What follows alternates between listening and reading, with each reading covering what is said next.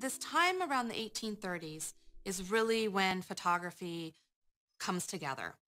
Daguerre is in France making images with silver iodide on metal plates, and Talbot is working in England making images with silver chloride on paper.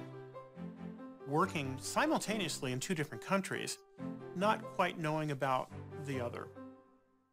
But that changes when you start to have articles in the press.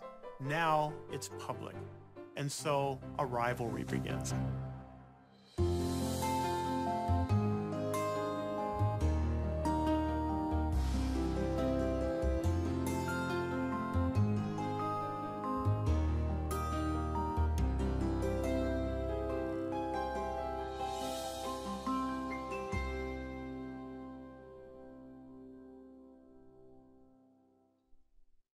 William Henry Fox Talbot is a gentleman scholar in England living in an old abbey in the village of Laycock.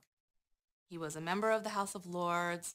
He was a wealthy individual who had many, many interests. Talbot is on his honeymoon in Lake Como in Italy, and he's trying to make drawings with a camera lucida. He's trying to do pencil sketches and realize that he has no skill whatsoever in drawing. He wants to make pictures within a camera obscura.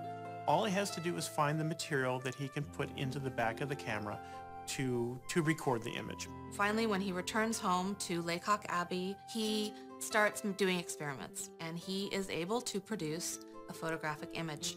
Talbot is making images by using silver chloride in the production of making what he called photogenic drawings, which are essentially just coating paper with salt, coating paper with silver nitrate, and place a fern or objects on top of the paper, put a piece of glass on top of that, and lay it in the sunlight. It will darken. Up to that point, it's not so much different than what Wedgwood did. But Niepce and Wedgwood could not figure out a way to keep the drawings. What Talbot discovers is that if he takes that image and puts it into a stronger solution of salt water, all the areas that were not exposed to light, all the areas that didn't turn to metallic silver become less sensitive. They are not removed completely, but he can show them to people in the house. You can see them by candlelight. This is the type of camera that Talbot used in his earliest experiments with photogenic drawing. Many of them are still around, and you can see them as long as you don't bring them out into too much light. Usually when you see them, they're sort of under a piece of velvet. So it feels like this intimate experience of looking at a photograph in its first days.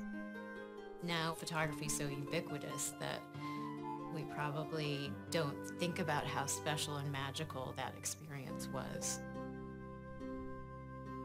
Talbot is the first person to make a salted paper print. He actually invents something that's permanent. It's basically his photogenic drawing process that has been fixed with hypo. Sodium thiosulfate is the modern term. Its potential of removing silver halide is discovered by Sir John Herschel. Salted paper prints, because of the way they are made, where the image material sinks into the paper, tend to have a less crisp look to them. There was sort of this dichotomy between the crisp, clean, almost three-dimensional quality of the daguerreotype and the softer, almost more granulated sensibility of the salted paper print. So that sort of got reduced to information versus artistry in the early years of photography's history. Talbot improves the photogenic drawing process by switching from silver chloride to silver iodide, the same silver halide that Daguerre uses in his process. The latent image calotype process that he invents in 1840 allows him to make a little bit of an exposure. And then he develops out the invisible image to a visible image using gallic acid. And so now he can put this into a camera and actually do pictures of living human beings. He can then make photographic negatives, and after those negatives are fixed with hypo, he can then place those on top of a second sheet of sensitive paper, expose that to light, and now he makes a positive proof.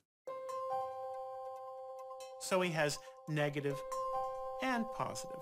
He essentially introduces the negative-positive potential for photography that becomes the standard of photography until the invention of digital photography. The rivalry between Daguerre and Talbot continues today. There are champions of Talbot and the champions of Daguerre. Both camps feel that their man invented photography. In fact, it's all photography, just a different type. After Talbot figured out this negative-positive process, he wanted to show what photography could do. So his way to do that was to produce a series of publications called the Pencil of Nature. The Pencil of Nature contains text explaining Talbot's process. It contains salted paper prints, mostly showing Talbot's home at Laycock Abbey, and each of the photographs is meant to display one of the various uses of photography. Talbot's showing the reproducibility of the photograph, which really became one of the most important aspects of the medium.